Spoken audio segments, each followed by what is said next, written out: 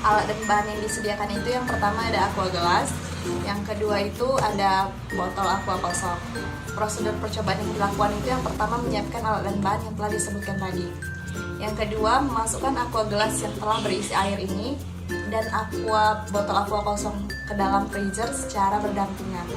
Yang ketiga, tunggu beberapa saat hingga air dalam aqua gelas ini membeku atau menjadi es. Yang keempat itu, bandingkan antara aqua gelas yang telah beku dengan botol aqua kosong yang telah dimasukkan ke dalam freezer tadi. Yang kelima, catat perubahan di antara keduanya.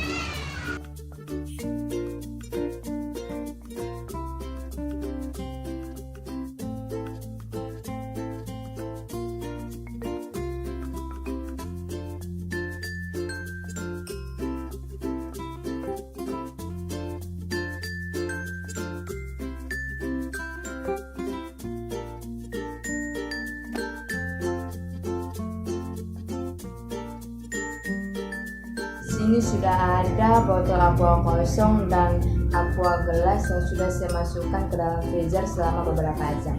Kita lihat pada tabel pengamatan. Pada botol aqua kosong, apa yang terjadi?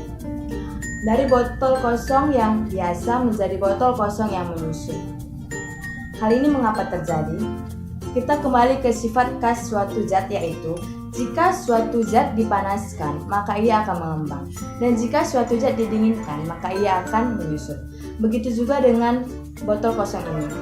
Kita memasukkannya ke dalam freezer dan kita menurunkan suhunya antara 4 sampai 0 derajat Celcius. Maka yang terjadi pada botol ini yaitu botol menyusut. Karena kembali ke sifat khas suatu zat. Kita akan kembali ke tabel pengamatan. Sekarang kita akan mengamati aqua gelas ini. Apa yang terjadi pada aqua gelas ini? Yang terjadi yaitu air di dalamnya membeku dan mengikuti sesuai wadahnya, yaitu aqua gelas ini mengembang. Berbeda dengan botol aqua kosong ini, yang memiliki sifat khas suatu zat, yaitu jika suatu zat dipanaskan, maka ia akan mengembang, dan jika suatu zat didinginkan, maka ia akan menyusut. Berbeda dengan zat cair. Zat cair memiliki sifat pengecualian, yaitu jika didinginkan di antara suhu 0 sampai 4 derajat Celcius, maka ia akan mengembang, tidak menyusut seperti botol kosong ini. Sifat ini yang disebut dengan sifat anomali air.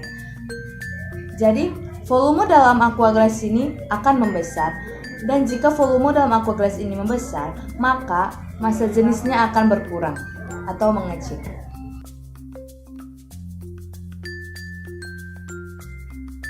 Baiklah, saya akan menjawab pertanyaan yang terdapat di dalam LKM.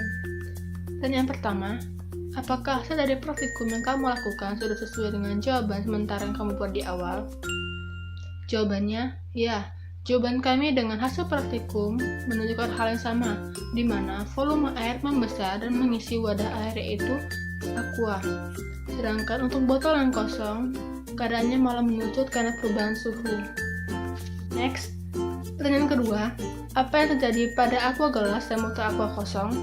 Jawabannya, pada aqua gelas ialah air membeku, di mana volume air membesar dan mengisi wadahnya.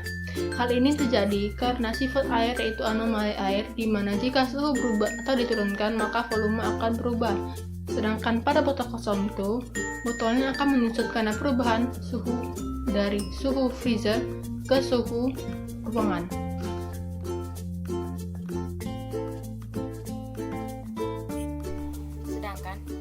Untuk botol aqua yang berisi udara, jika kita masukkan ke dalam freezer atau kita turunkan suhunya, dia tidak akan mengalami penambahan volume.